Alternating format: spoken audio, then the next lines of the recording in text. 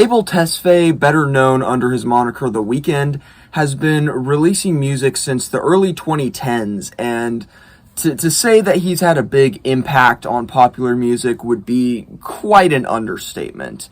This is an artist that I've been a fan of for quite a while, and pretty recently he just put out his latest and presumably his final album under this Weeknd moniker, Hurry Up Tomorrow, and so I thought, what better time could there be to do a tier list of all of the Weeknd's albums from all the way back at House of Balloons to now the newest album, Hurry Up Tomorrow. And so that's what I'm going to be doing here. No need to belabor the point. Let's jump in by talking about his first mixtape, which was House of Balloons. So this was released as the first of his original trilogy of mixtapes, and this is quite a beginning to his musical career, I gotta say. I mean, this thing starts with the song High for This, which is just this buzzing, trippy, surreal track that really sets the tone for the entire trilogy. It kind of sounds like I would imagine taking ketamine would feel like. And throughout the rest of House of Balloons, there are quite a few other highlights. I mean, you've got the title track, House of Balloons, which has the kind of second half, which is almost like a separate song, Glass Table Girls. It's kind of tacked on at the end, where it sees Abel kind of like quasi-rapping, and it works way better than you would expect it to. You've got The Morning, which is a club banger if I've ever heard one, and it's fantastic. You've got Wicked Games, which is one of the best Weeknd songs ever, and Coming Down is an underrated one that nobody really talks about, but it's another pretty trippy experience. However, with all that said, there are some boring ass tracks on this album as well. There are some songs that are just way too long. They just drag on, and sure, they're moody, sure, they're vibey, sure, they're kind of atmospheric, but if atmosphere is all you have, it at a certain point it just stops being enough. You have to have, some kind of form, some kind of tune, something to keep me invested. And a lot of these longer, moody tracks just kind of blend together for me. They just don't do much for me. And so yeah, for that reason, I can't fully say that I love House of Balloons as an album experience, but it does have some highlights. It is overall pretty solid, so I am going to put House of Balloons right up here in the B tier. It's good, it's solid, it's got some highlights.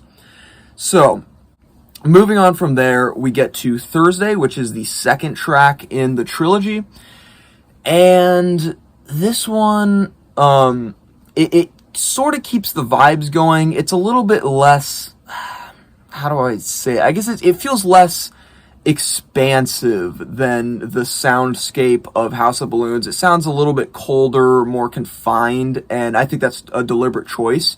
And I think that works really well on some of the tracks here. There are some highlights that I really enjoy. Like, the first three songs on this album are really solid, because you start out with Lonely Star, which I like, and then Life of the Party is just so menacing. What a menacing track that song is. And then Thursday, the title track, is also pretty solid. And then, of course, you also have The Birds Part 1, which is one of the best Weeknd songs ever. Complete banger. But, again, like with House of Balloons, there are some songs here that I just don't really enjoy that much. Like, Gone is kind of boring. A lot of the mood pieces just don't work all that well for me. And so, as good as some of the highlights are, this one just kind of falls short of House of Balloons and of even being really an album experience that I would recommend. Like, I'd recommend the highlights, but you could really skip the album experience. I'm going to put this one in C tier. It's okay. It's not bad, but it's got some issues. So, Moving on to the final mixtape in this original trilogy, which is Echoes of Silence. And there's a lot of debate in the fan base about which of these three mixtapes is the best, and the consensus generally seems to fall on House of Balloons. That's the one that gets the most love from most fans, but man, the consensus is just wrong on this one, okay? It's definitely Echoes of Silence. This is definitely the best out of this original trilogy of mixtapes. And in my opinion, it's one of Abel's best releases ever. This thing just delivers hit after hit after hit. This one is the most raw out of the three mixtapes, and I think that's part of why people are not quite as excited to get down to it, because there's a lot of darker tracks where it's not necessarily something that you put on in the club. You know, you're not putting on Initiation in the club unless you have a slightly messed up sensibilities. But I think that darker edge is just what I connect to in it more. I really enjoy this one quite a bit. I mean, it starts out super solid with this Michael Jackson cover of Dirty Diana. And I gotta say, this is one of those times where the cover is better than the original. I listened to this Weeknd cover of Dirty Diana far more than I listened to the original Michael Jackson song. This one's just a complete banger. And then following that, you get Montreal, which is one of my favorite Weeknd songs ever. You've got Outside, which is this super eerie, strange track that I just love. You've got XO, which I really love the first half of. I think the second half is a bit bland, but the first half of XO is fire.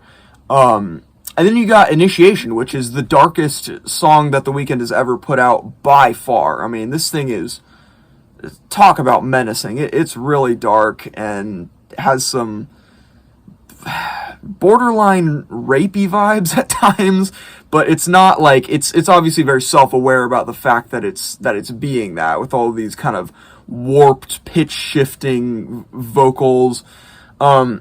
It's pretty great. And then you've got Same Old Song, which is Anything But. I love that one. And Next, it really feels like it should have been the ending to the trilogy. I don't know, maybe lyrically it isn't, but musically it kind of feels like an ending. There are a couple tracks that I don't love. Like, I think the title track, Echoes of Silence, that one has just never done it for me. And The Fall is another one that I've just kind of always been, never fully loved. But man, overall this album, it slaps. It's the best of the trilogy in my opinion. This one is going straight up into A tier. No doubt about that. All right. Moving on to Kissland. I don't like this album very much. I can already hear the Weeknd fans just getting their thumbs ready to type some super angry comments. You know, you're not a real fan if you don't enjoy Kissland. Okay, so be it. I'm not a real fan then, okay? But Kissland is the one major release from The Weeknd that genuinely doesn't have any real highlights to me. There's no song off Kissland where I go, I want to listen to that song, and I go back to Kissland and listen. It's just, there's no song on the album that is at that level for me. And you might think that makes it the worst album. I don't think it's actually his worst album. We're going to get to his worst album in a bit. But Kissland is still, it just doesn't do it for me. It's kind of boring, man. It's going in D tier. It's not a bad album. I wouldn't put it in F tier. It's not bad. It's just that I'm kind of listening to the album looking for something really substantive to latch onto, to latch my ears onto, and just nothing ever really gets to that point. Or maybe one element here or there does, but no full song ever does that for me. And so, yeah, Kissland's going in D tier. Not a huge fan of it. All right, following that, we are going to get Beauty Behind the Madness. And this one, this is where Abel really started, I guess, trying to lean more in a pop direction. Kissland very much feels like a slightly maybe sanitized version of the sound of the trilogy, but it doesn't really ever go for those like more pop sensibilities, where on Beauty Behind the Madness he really starts going more in that poppier direction. And mixed results, very mixed results. This one has some major highlights, like some of my favorite Weeknd songs show up on this album. You've got, I guess some of the more minor ones, like Shameless I really like, and Acquainted I really like. But then you also have The Hills, which, I mean, do I need to tell anyone how much of a banger that song is? That song goes hard. And then you've got Can't Feel My Face, which is one of my favorite Weeknd songs ever. And so there's definitely some highlights. But this falls into the same camp as Thursday, where it's like you've got some highlights on there, but the songs outside of the highlights don't really stick with you, and most of the songs are not highlights. I think the average song quality on Beauty Behind the Madness is better than on, like, Kissland, for instance, so I prefer it to that. But yeah, overall, this isn't an album that I'm ever really interested in coming back to, besides just for, again, those highlights that are kind of bunched in the middle of the album for some reason. So, Beauty Behind the Madness, going in C tier. Not a terrible album, but doesn't really do it for me. Alright, next we got Starboy, and this is where Abel really started leaning more heavily into the pop direction.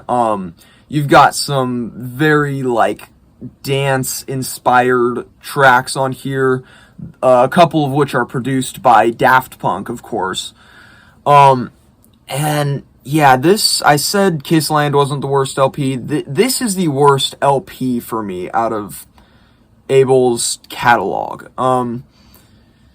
I don't like this album. It's hard to sit through, honestly. Like, it starts off with the title track, Starboy, which is a banger, a monumental banger. It's one of his best songs.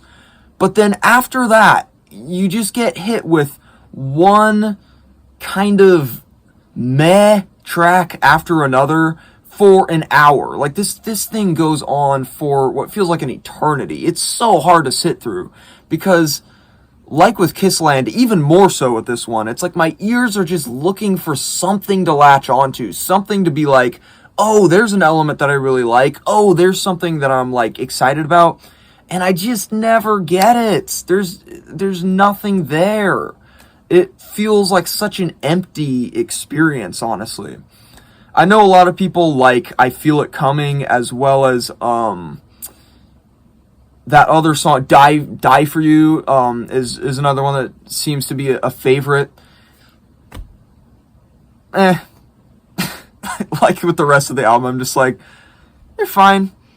I wouldn't object to a single track off this album being on, but if I have to sit through and listen to the whole experience, you better bet your ass I'm going to be zoned out for most of it, because there's just nothing to keep my interest. Again, it's not a bad album. I can't say that it's bad, so I'm just going to put it in D tier, but it's not a good one either, and I don't enjoy it.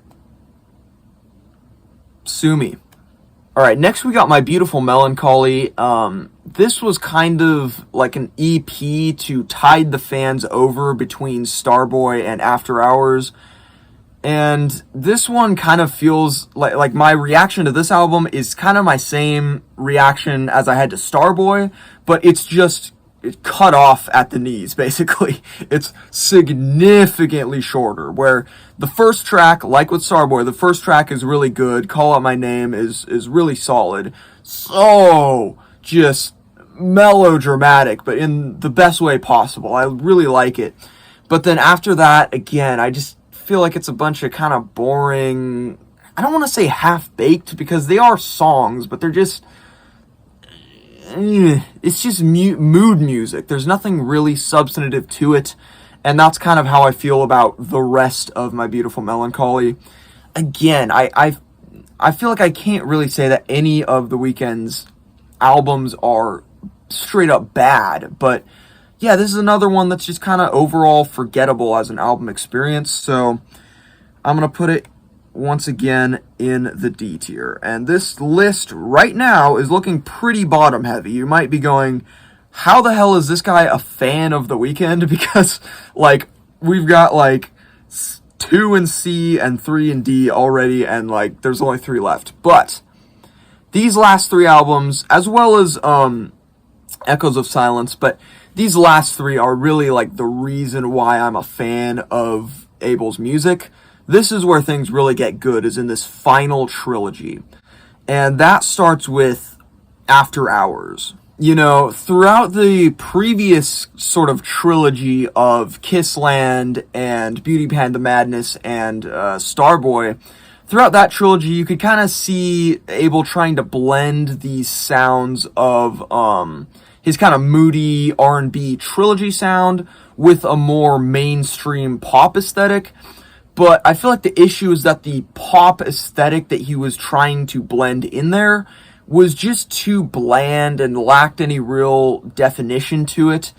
And so that's why I think a lot of those songs on those 3 albums failed. But After Hours is where that really starts to shift, because what he does is, instead of just embracing pop in general, he embraces a specific era of pop, which is like this kind of retro, I guess it would be 70s or 80s synth pop, and he blends his moody R&B sound in with that, and that is where things really start to just take off. I'm already on record talking about how much I like this album. It showed up in my my top 50 albums of the decade list, which I released a couple months ago. But yeah, I'm a huge fan of this album. I don't think it's going to be too much of a surprise where this is going. The first half of the album is the part that people don't talk about quite as much, because, to be fair, it's not quite as good as a lot of the bangers that come in the second half, but I still really love the first half of the album. I like the atmosphere that songs like Alone Again and Too Late bring, and I think vibey songs like Snow Child and Escape from LA go over a lot better on this album than they would have on a lot of his previous works. Those songs are just a lot more developed than the more moody songs on his previous releases. But really the meat of After Hours comes once we get to the song Heartless, and from there the album just really takes off, and you get Heartless, which is just an absolute banger, and then you get Faith, which is this reflection on drug addiction that's, like, surprisingly powerful. And then you got Blinding Lights, which of course was just an absolute stratospheric success for The Weeknd. Like, that song was ubiquitous across every radio station for probably like a good year, and rightfully so. It is so good. And then you got In Your Eyes, which is another just phenomenal track. You got Save Your Tears, which is great. And then, of course, you have kind of the crown jewel, which is After Hours, the title track, where he really just perfectly brings together those moody R&B sounds with the kind of synth pop sound on this just 6-minute extravaganza that goes so hard. It's so good. There are a couple tracks that I don't love on this album, but yeah, overall, I am a massive fan of After Hours. I've listened to this album a lot, and it is going into the S tier. I like it quite a bit. And then we got Dawn FM, and this album takes that synth pop sound from After Hours and just fully leans into it. There are so many bangers on here, so many highlights. You got Gasoline, Best Friends, Less Than Zero, which is fantastic.